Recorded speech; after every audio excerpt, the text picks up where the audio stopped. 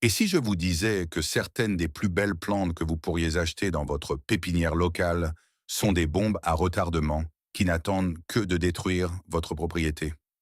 Ce sont des plantes qui semblent inoffensives dans leurs petits pots, magnifiques dans les magazines de jardinage, que votre voisin a planté il y a 5 ans et qu'il regrette aujourd'hui chaque jour. La plupart des gens l'ignorent.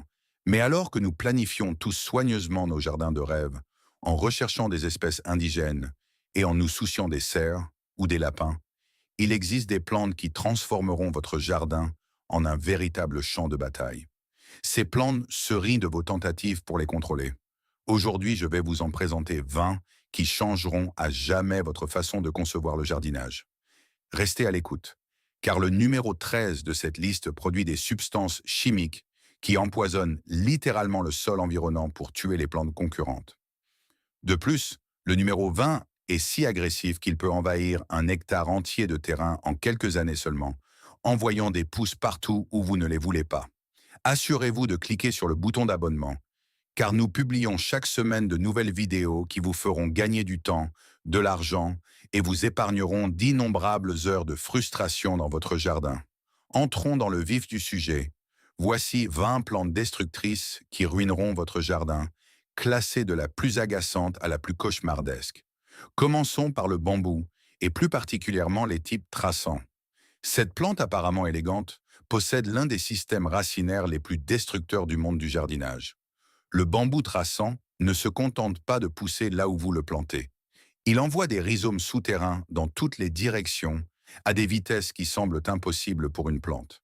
Les espèces de Philostachys, les bambous traçants, peuvent envoyer des rhizomes parcourir 3 à 4,5 mètres en une seule saison de croissance. Il ne s'agit pas de petites racines délicates. Ce sont des lances épaisses, ligneuses et pointues qui transpercent les feutres de jardinage, fissurant les terrasses en béton et ont même été documentées comme traversant les fondations de bâtiments. Ce qui rend le bambou si dévastateur, c'est que ces rhizomes souterrains peuvent plonger à 1 mètre de profondeur et passer sous les clôtures, les allées et les limites de propriété. Des propriétaires se sont réveillés en découvrant des pousses de bambou surgissant à travers le sol de leur garage, apparaissant dans le jardin du voisin à 15 mètres de là, et fissurant les fondations des murs de clôture. Les histoires d'horreur de l'aménagement paysager moderne regorgent de cauchemars liés au bambou. Une barrière anti-rhizome mal installée ou un petit interstice dans le confinement, et en 3 ans, vous avez du bambou partout.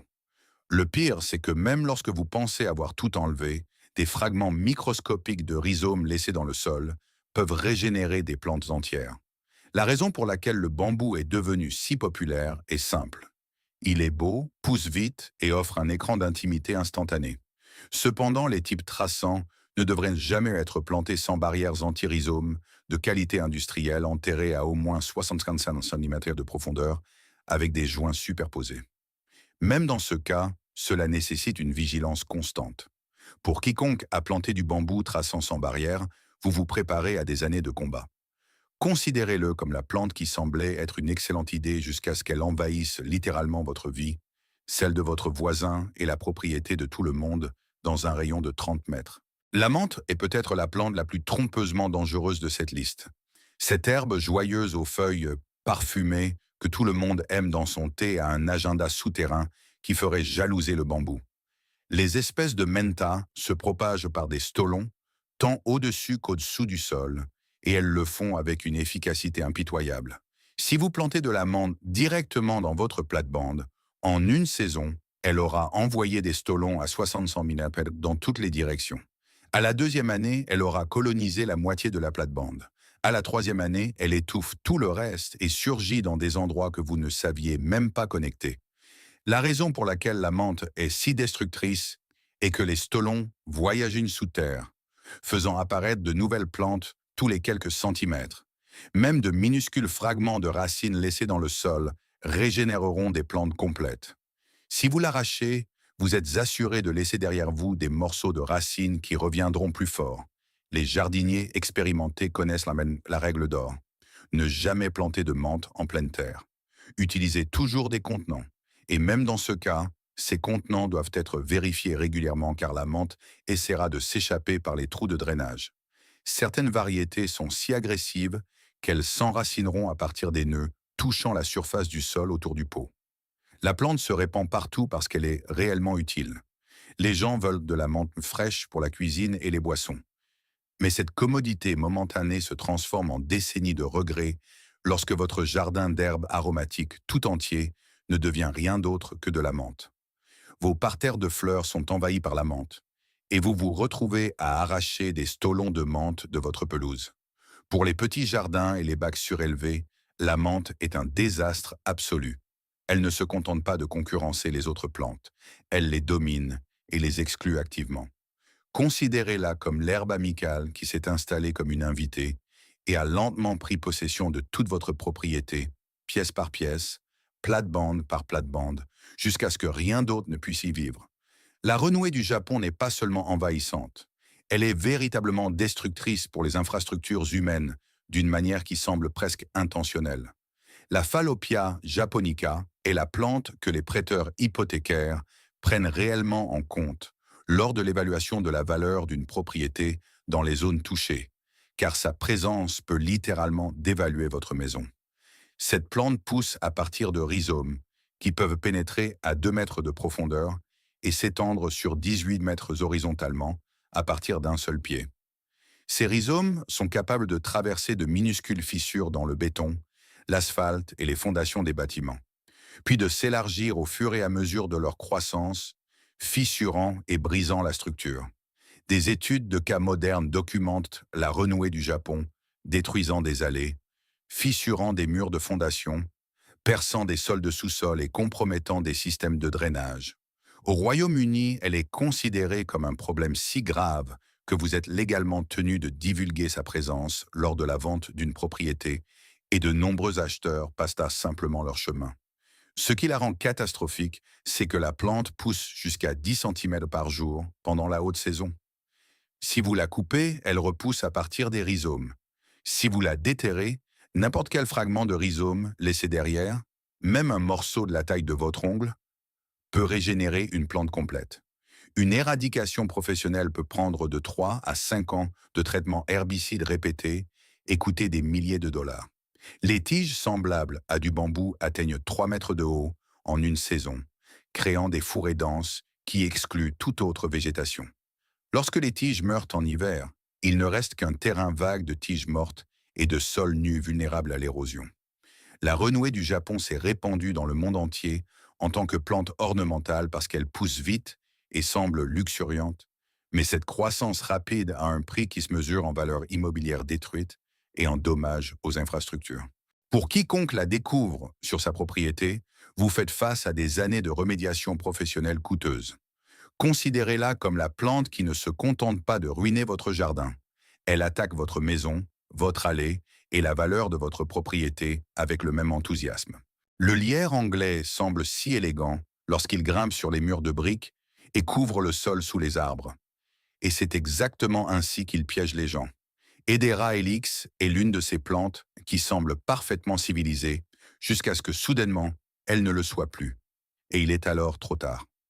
La plante grimpe à l'aide de racines aériennes qui s'insèrent dans les moindres fissures et crevassent des parements en bois, du mortier et de l'écorce des arbres.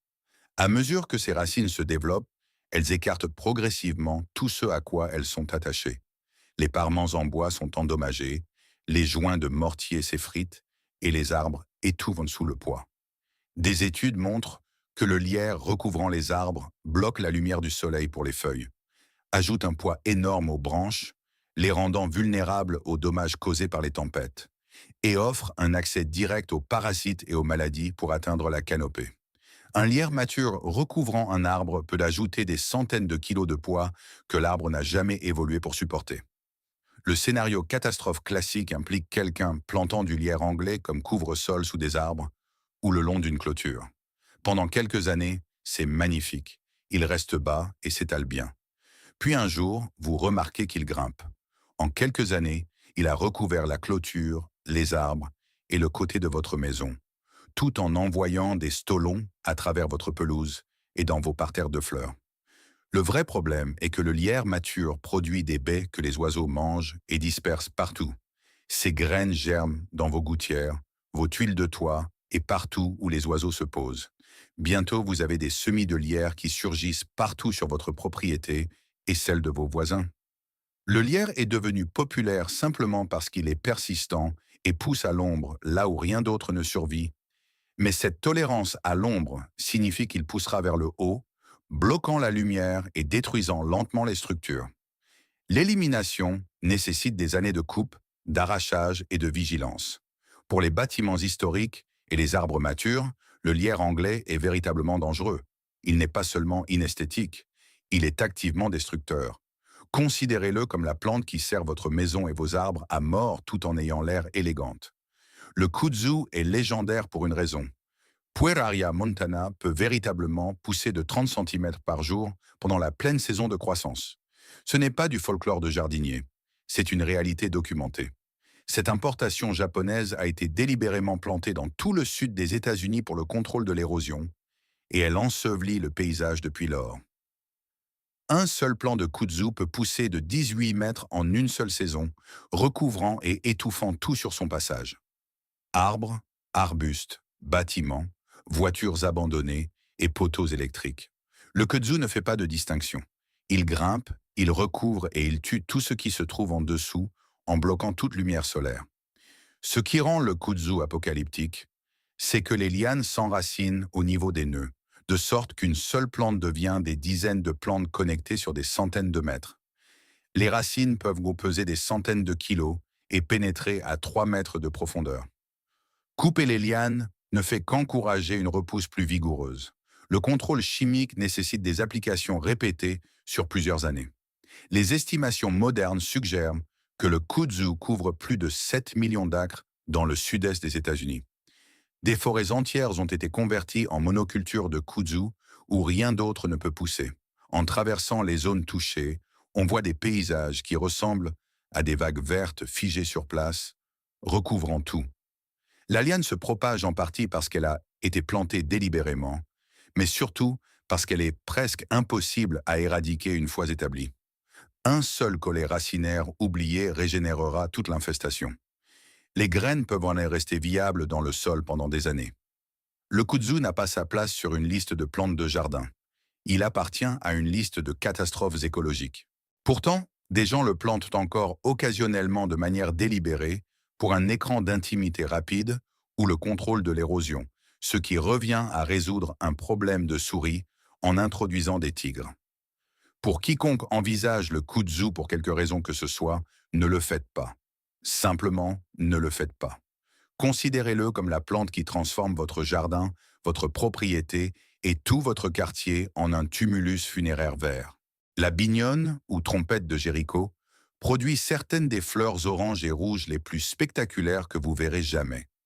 Les colibris l'adorent, les jardiniers l'adorent, puis ils découvrent ce qu'elle fait réellement sous terre et au-dessus du sol, et l'histoire d'amour se termine rapidement. Campsis radicans se propage par des stolons souterrains qui peuvent voyager à 9 mètres de la plante mère, surgissant au milieu des pelouses, à travers les paillis et juste à côté des fondations. Les lianes grimpent à l'aide de racines aériennes, similaires à celles du lierre anglais, et elles sont assez fortes pour arracher le parement des maisons, déchirer les gouttières et endommager les structures en bois. La trajectoire classique implique quelqu'un plantant une bignone sur un treillis ou une clôture pour ses fleurs magnifiques. La première année est excellente, la deuxième apporte de belles floraisons, mais dès la troisième année, des rejets commencent à apparaître à 4 ou 5 mètres de là. À la quatrième année, elle grimpe sur la maison, envahit la pelouse et devient impossible à contrôler.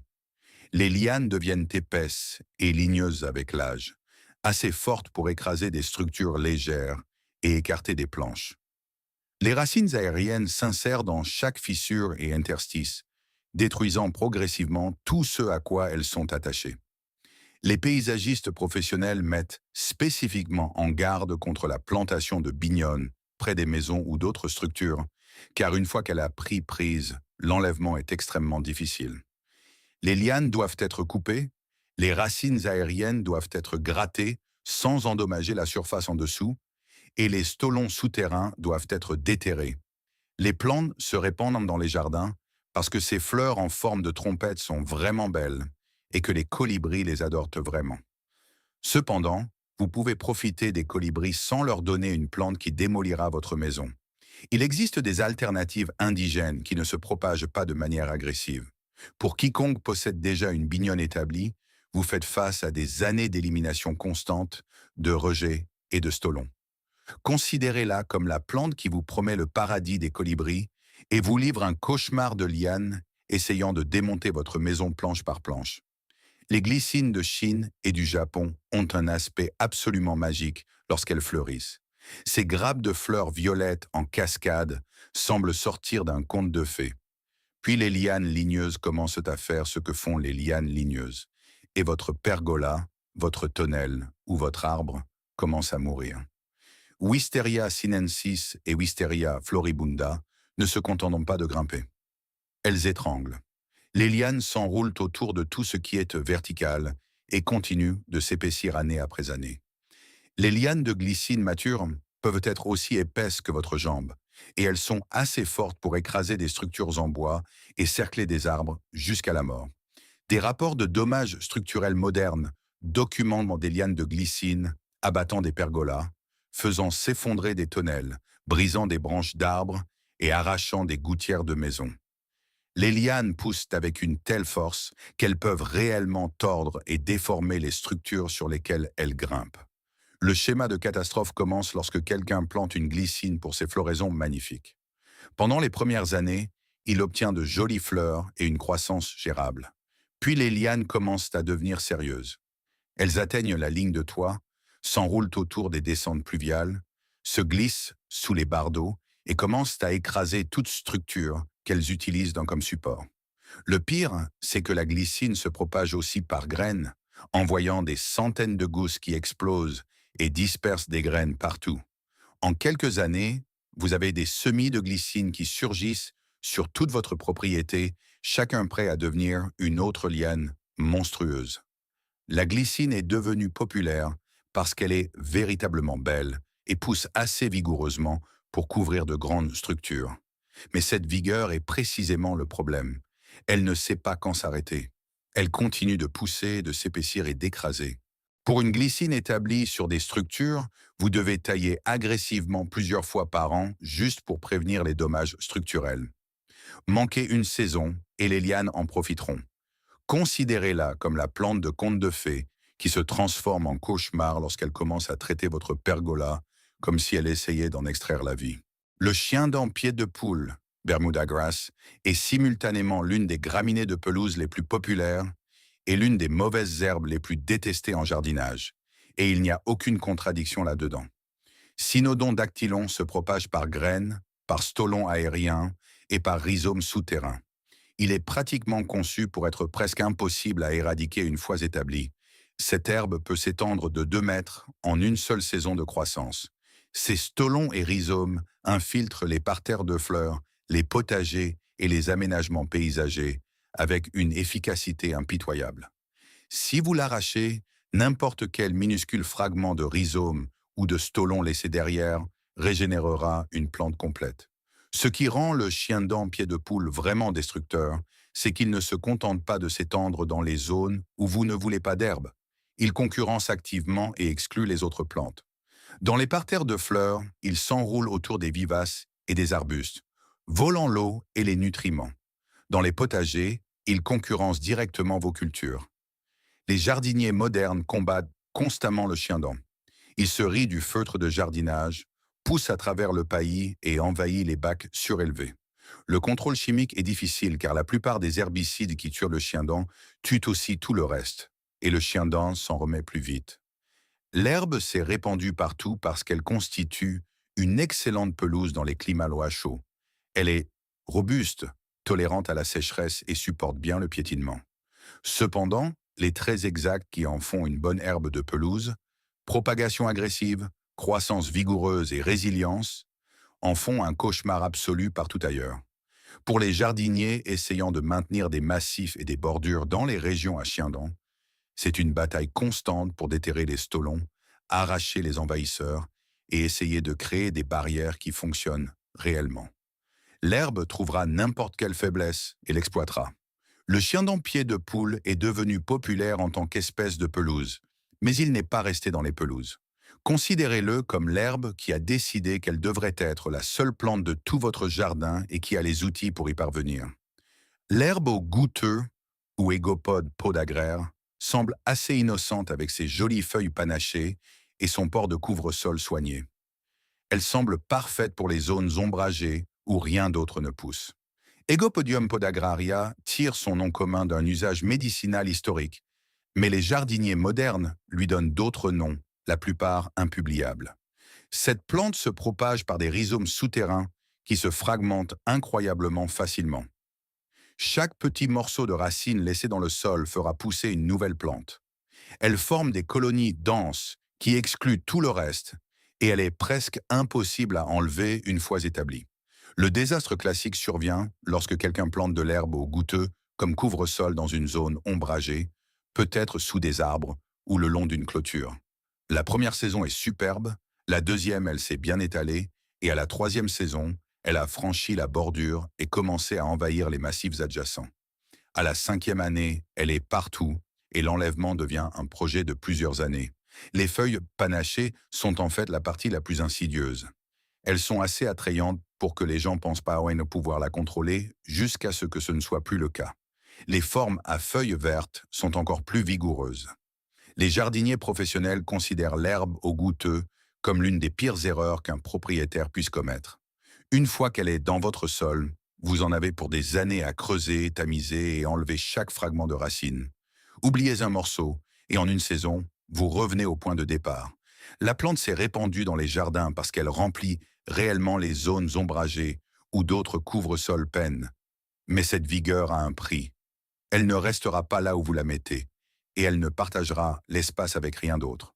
Pour quiconque lutte contre une herbe au goûteux établie, la seule solution réelle est l'enlèvement complet du sol et son remplacement, ou des années de creusement persistant et de traitement d'herbicides.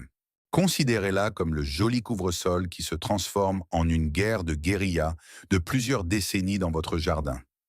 Le topinambour semble inoffensif. C'est en fait un type de tournesol qui produit des tubercules comestibles. Ça a l'air génial, non? Vous le plantez, récoltez quelques tubercules et les dégustez rôtis. Sauf que Helianthus tuberosus a un truc. Ces tubercules se brisent incroyablement facilement et chaque fragment fera pousser une nouvelle plante. Vous récoltez vos topinambours, oubliez quelques tubercules ou en cassez quelques-uns en creusant, et l'année suivante, vous avez des dizaines de plants. Si vous essayez de les enlever et que vous cassez d'autres tubercules, le problème se multiplie. En quelques années, vous avez du topinambour partout et il n'y a aucun moyen pratique de s'en débarrasser. Ce qui rend cette plante si frustrante, c'est que les tubercules peuvent pousser à 2 mètres de profondeur. Ils se brisent si vous les regardez de travers. Chaque plante produit des dizaines de tubercules et ils sont persistants. Ils reviendront année après année, peu importe le nombre de fois où vous les déterrez.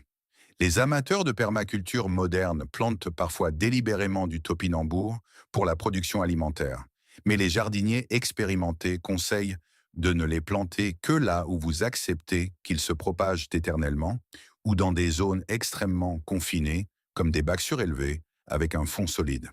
Les plantes elles-mêmes atteignent 2,5 à 3 mètres de haut, créant des peuplements denses qui font de l'ombre à tout le reste. Elles se propagent par tubercules et peuvent aussi se propager par graines, ce qui les rend presque impossibles à contenir une fois établies en terrain ouvert. Le topinambour s'est répandu dans les jardins parce que les tubercules sont réellement nutritifs et utiles, et les plantes sont attrayantes. Mais cette unique saison de récolte se transforme en un engagement à vie envers une plante que vous ne pourrez jamais totalement éliminer. Pour quiconque a planté du topinambour dans ses plates-bandes régulières, vous avez créé un problème permanent. Considérez-le comme la plante qui semblait être une expérience de permaculture amusante jusqu'à ce que vous réalisiez que vous lui avez accordé un bail à vie dans votre jardin, que vous le vouliez ou non. Maintenant, si vous commencez à réaliser combien de mines antipersonnelles existent dans le monde du jardinage, faites-moi une immense faveur et cliquez sur le bouton « J'aime » dès maintenant. Cela aide cette vidéo à atteindre d'autres personnes qui sont sur le point de commettre des erreurs coûteuses sur plusieurs décennies, et cela nous aide à continuer de créer du contenu qui vous sauvera des catastrophes paysagères. Si vous ne vous êtes pas encore abonné, cliquez sur ce bouton et activez la cloche. Nous bâtissons une communauté de jardiniers qui apprennent des erreurs des autres au lieu de les commettre eux-mêmes. Continuons, car nous arrivons aux plantes vraiment catastrophiques. Le lierre terrestre semble assez inoffensif.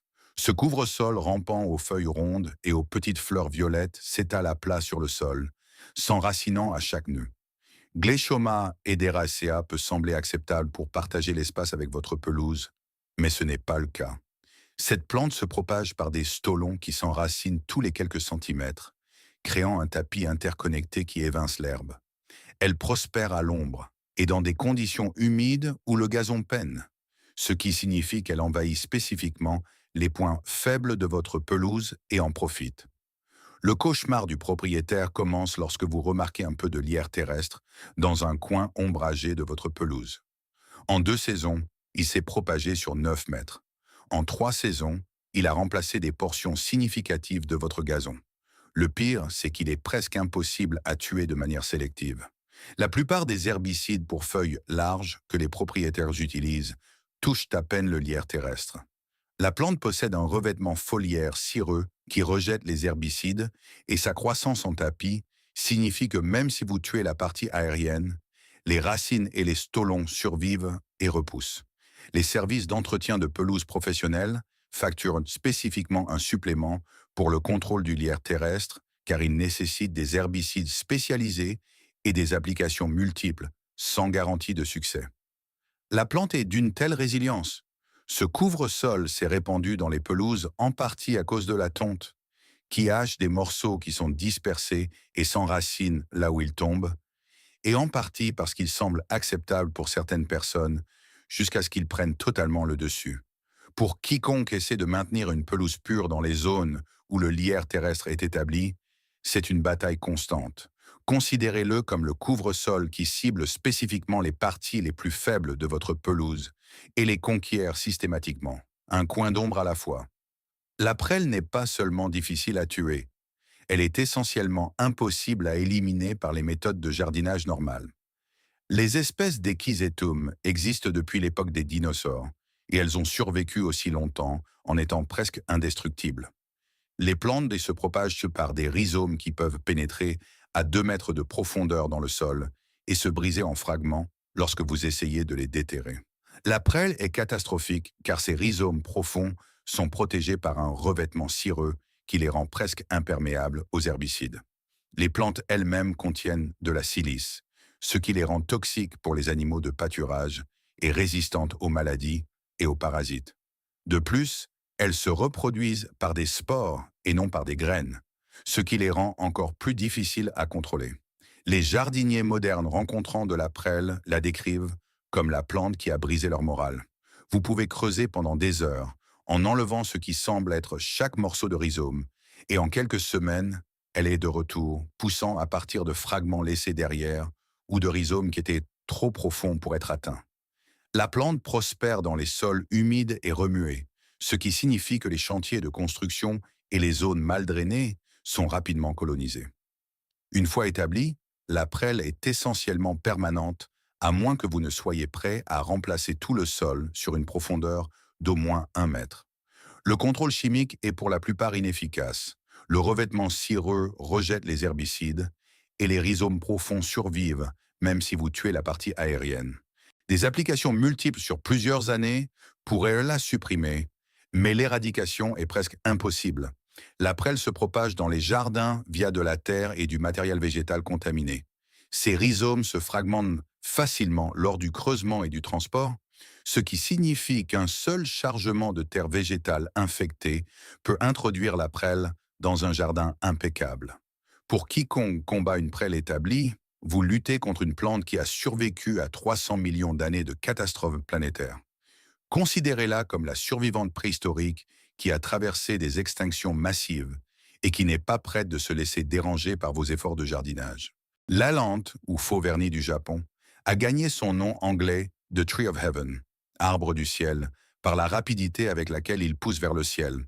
Mais Ailanthus altissima est en réalité engagé dans une guerre chimique contre toutes les autres plantes qui l'entourent. Cet arbre produit des composés allélopathiques qui inhibent dans la croissance des autres plantes, lui donnant un avantage concurrentiel véritablement déloyal. L'arbre se propage par une production prolifique de graines et des rejets de racines agressifs. Un seul arbre mature peut produire des centaines de milliers de graines et le système racinaire envoie des rejets à des dizaines de mètres de l'arbre par an. Si vous abattez l'arbre, le système racinaire réagit en envoyant des dizaines de nouvelles pousses.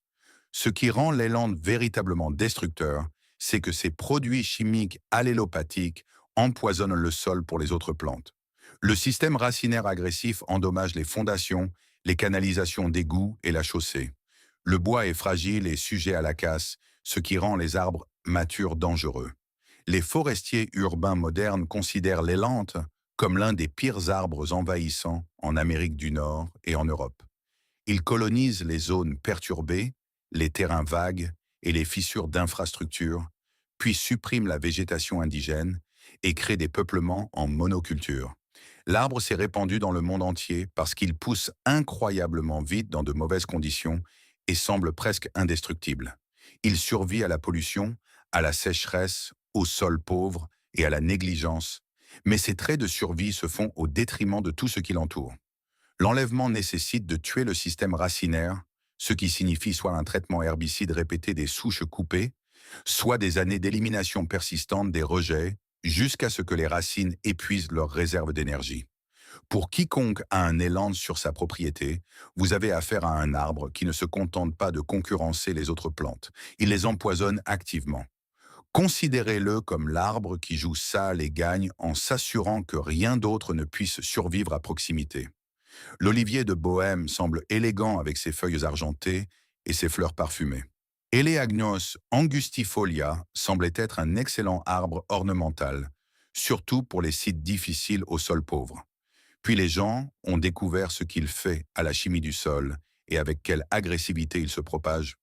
Cet arbre est un fixateur d'azote, ce qui semble bénéfique jusqu'à ce que vous réalisiez qu'il fixe l'azote pour modifier les conditions du sol en sa propre faveur et contre les plantes indigènes, adaptées à des niveaux d'azote plus bas. Les baies sont dispersées par les oiseaux, établissant de nouveaux arbres partout dans le paysage. Le schéma de catastrophe se produit lorsque l'olivier de Bohême s'établit dans les zones riveraines et les sites perturbés. Il pousse rapidement, forme des fourrés denses et évince les saules, les peupliers et les autres végétations riveraines indigènes. Les niveaux d'azote modifiés favorisent les espèces adventices au détriment des indigènes. Les projets de restauration écologique moderne dépensent des milliers de dollars pour éliminer l'olivier de Bohême des bassins versants, touchés car sa présence modifie fondamentalement le fonctionnement de l'écosystème. Les fourrés denses bloquent les mouvements de la faune et l'accès à l'eau.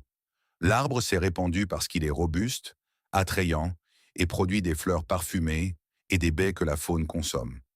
Mais ces mêmes baies garantissent même que l'olivier de Bohême ne reste pas là où vous le plantez. Les oiseaux transportent les graines sur des kilomètres, établissant constamment de nouvelles populations. L'enlèvement nécessite de couper et de traiter immédiatement les souches avec un herbicide pour empêcher la repousse. La banque de graines dans le sol signifie que de nouveaux semis apparaîtront pendant des années après l'enlèvement. Pour quiconque traite avec l'olivier de Bohême sur sa propriété ou à proximité, vous combattez une plante qui modifie littéralement la chimie du sol pour se favoriser. Considérez-le comme l'arbre qui ne se contente pas d'envahir. Il terraforme votre terrain pour qu'il corresponde mieux à ses besoins. La salicaire commune produit des épices spectaculaires de fleurs rose-violet qui sont magnifiques dans les jardins et les jardineries. Lythrum salicaria semblait être une plante ornementale parfaite pour les zones humides. Puis elle s'est échappée dans les zones humides naturelles et a révélé sa vraie nature. Un seul plant produit des millions de graines par an. Ces graines sont dispersées par l'eau, la faune et l'équipement contaminé. Les plantes forment des monocultures denses qui excluent la végétation indigène des zones humides, détruisant l'habitat de la faune qui dépend de plantes indigènes diversifiées. Le cauchemar écologique survient lorsque la salicaire envahit les marais, les bords d'étangs et les prairies humides. Elle supplante les carex, les joncs et les fleurs sauvages indigènes qui fournissent nourriture et habitat aux oiseaux aquatiques, aux amphibiens et aux insectes. Les peuplements denses offrent peu de valeur à la faune indigène. Les projets modernes de restauration des zones humides consacrent des ressources importantes à l'élimination de la salicaire dans les zones touchées. La plante est interdite dans de nombreux États et régions, mais elle continue de se propager à partir d'anciennes plantations et d'échappées de jardins. La plante s'est répandue parce qu'elle est véritablement belle et vigoureuse dans des conditions humides où de nombreuses plantes ornementales peinent. Mais cette vigueur détruit la valeur écologique des zones humides qu'elle envahit. Le contrôle nécessite un arrachage persistant ou un traitement chimique, et même alors, la banque de graines massive signifie que de nouvelles plantes émergeront pendant des années. Certains contrôles biologiques utilisant des coléoptères européens sont prometteurs mais ne sont pas universellement efficaces. Pour quiconque possède de la salicaire près de zones humides naturelles ou d'étangs, vous hébergez une plante qui dégrade activement la santé de l'écosystème. Considérez-la comme la belle fleur qui commet un homicide écologique, une zone humide à la fois. L'arbre aux papillons, ou Buddleia, semble devoir être un héros du jardinage. Buddleja davidi attire les papillons avec ses épis de fleurs parfumées et pousse facilement avec un entretien minimal. Puis vous découvrez avec quelle agressivité il se sème tout seul et se propage dans les zones naturelles. Chaque plante produit des milliers de minuscules graines qui se dispersent par le vent et l'eau. Ces graines germent facilement dans les sols perturbés, le long des cours d'eau et en lisière de forêt. En quelques années, l'arbre aux papillons colonise les zones riveraines et évince les arbustes indigènes. La controverse réside dans le fait que, bien que l'arbre aux papillons attire les papillons pour son nectar, il offre peu de valeur en tant que plante hôte pour les larves. Les alternatives indigènes soutiennent les cycles de vie complets des papillons, tandis que l'arbre aux papillons n'offre qu'une source de nectar. Pendant ce temps, il se propage agressivement et déplace des espèces indigènes véritablement bénéfiques. Les efforts de conservation modernes ciblent l'arbre aux papillons pour l'éliminer des zones naturelles. Il est considéré comme envahissant dans de multiples régions. L'arbuste s'est répandu dans les jardins parce que les papillons l'adorent vraiment et que les fleurs sont attrayantes, mais le coût écologique de sa propagation l'emporte sur l'avantage d'attirer les papillons adultes. Les nouveaux cultivars qui prétendent être stériles ou moins envahissants produisent encore des graines dans de nombreuses conditions. L'approche la plus sûre consiste à enlever les fleurs fanées avant qu'elles ne montent en graines, mais la plupart des jardiniers ne le font pas systématiquement. Pour quiconque s'engage à soutenir les papillons, il existe des alternatives indigènes qui fournissent à la fois du nectar et de la nourriture larvaire sans la propagation envahissante. Considérez-le comme la plante amie de la faune qui s'est avérée ne pas être si amicale que ça pour l'habitat de la faune après tout. La plante caméléon possède l'un des feuillages les plus frappants du monde des couvre-sols. Ses feuilles éclaboussées de rouge, de crème et de vert sont superbes dans les pots et les photos. Outwinia cordata semblait être une solution parfaite pour les zones difficiles. Puis vous la plantez en pleine terre et découvrez l'horreur. Cette plante se propage par des rhizomes souterrains qui voyagent à une vitesse effrayante.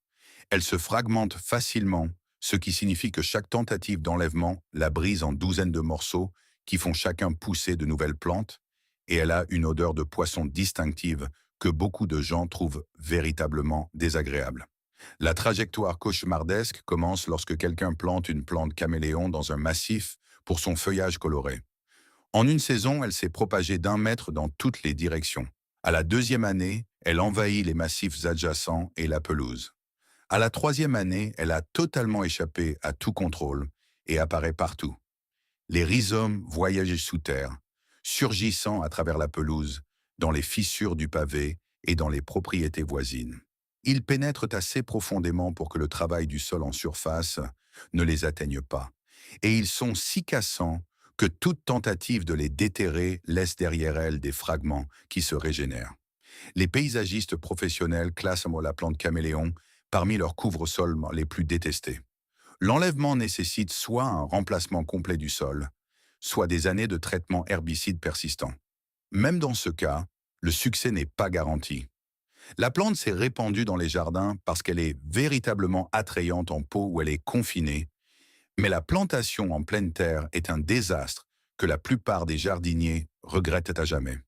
Pour quiconque a planté une plante caméléon en terre, vous avez créé un projet d'éradication de plusieurs années. Considérez-la comme le couvre-sol qui combine les pires traits de la menthe, de l'herbe au goûteux et de la prêle dans un seul ensemble imparable et malodorant. Les liserons sauvages produisent de Wandhammer de joyeuses fleurs en forme d'entonnoir rose, violette et blanche.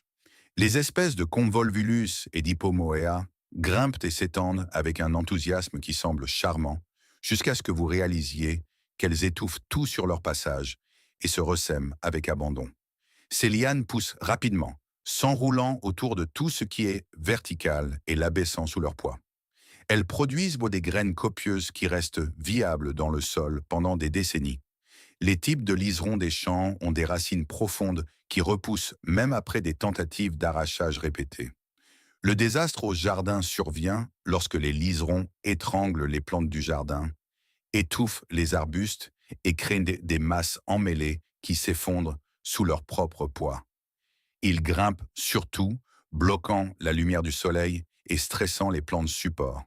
Les graines se répandent partout via les oiseaux, l'eau et la terre contaminée. Chaque plante produit des centaines de graines et ces graines germent facilement dès que le sol est remué. Cela crée un cycle perpétuel de nouvelles plantes apparaissant année après année. Les jardiniers modernes combattent constamment le liseron.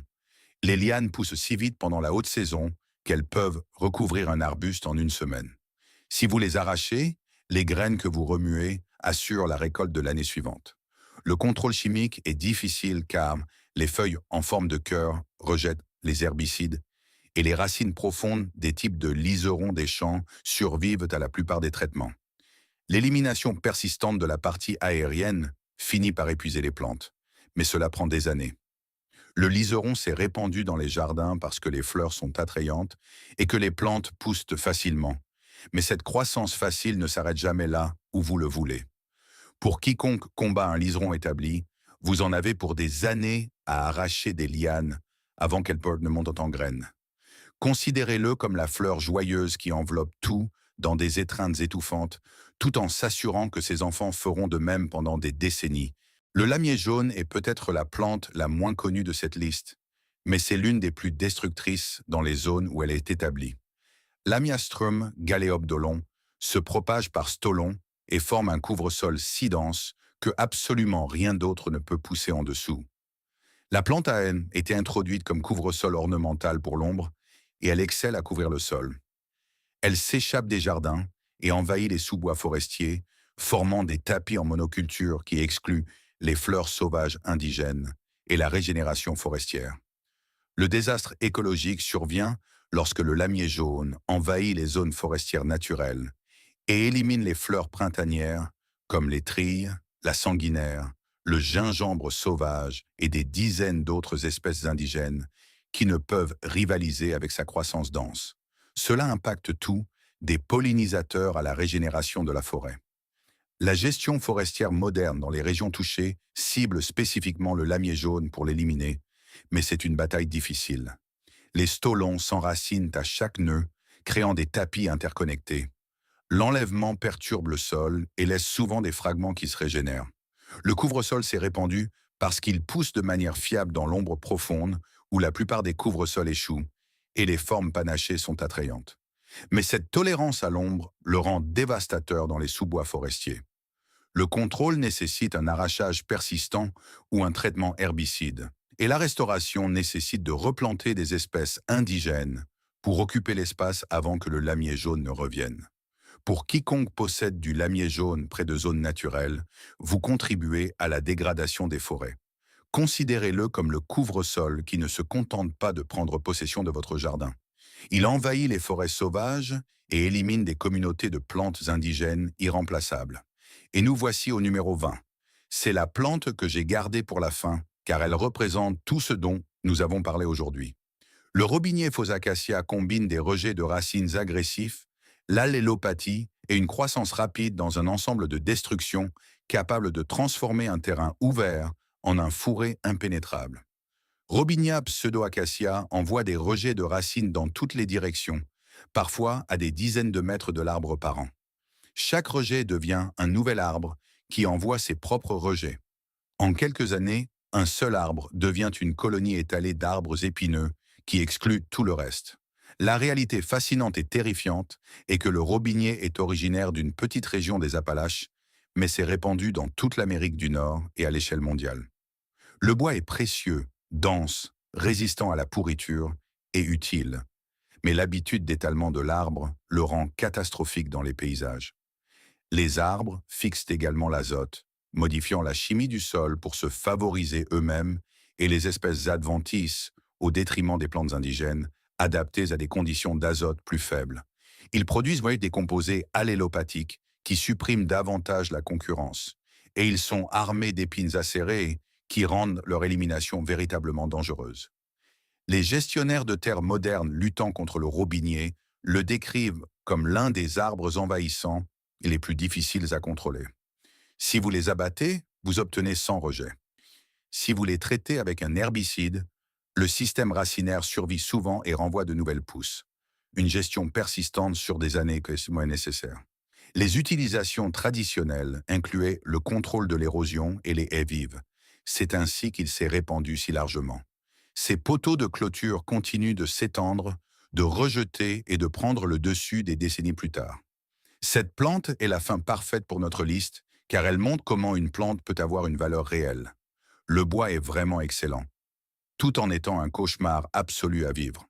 Les traits mêmes qui la rendent utile, croissance rapide, bois dense et capacité à prospérer dans des sols pauvres, la rendent presque impossible à contrôler une fois établie.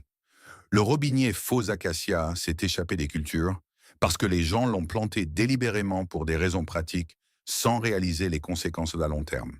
Pour quiconque traite avec le robinier sur sa propriété, vous faites face à des années de bataille constante contre les rejets de racines ou vous acceptez que l'arbre convertira progressivement votre terrain en une forêt de robinier.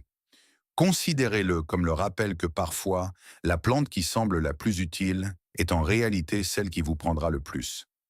Elle ne demande pas la permission, elle ne reste pas confinée, elle s'étend simplement année après année, rejet après rejet, jusqu'à ce que vous capituliez ou que vous vous engagiez dans une gestion à vie. Si vous êtes arrivé jusqu'ici et que vous vous sentez reconnaissant d'avoir découvert ces plantes destructrices avant de les planter, cliquez sur le bouton j'aime. Cela aide vraiment la chaîne à grandir et aide d'autres personnes à éviter ces erreurs de jardinage catastrophiques. Laissez un commentaire ci-dessous et dites-moi, avez-vous déjà eu affaire à l'une de ces plantes? Laquelle vous semble être votre pire cauchemar? Je lis chaque commentaire et j'adore entendre vos histoires. Si vous ne vous êtes pas encore abonné, qu'attendez-vous? Cliquez sur ce bouton d'abonnement et activez la cloche de notification pour ne jamais manquer une vidéo. Nous sommes là pour vous aider à jardiner plus intelligemment et à éviter les erreurs coûteuses et à profiter réellement de votre jardin au lieu de le combattre pendant des décennies.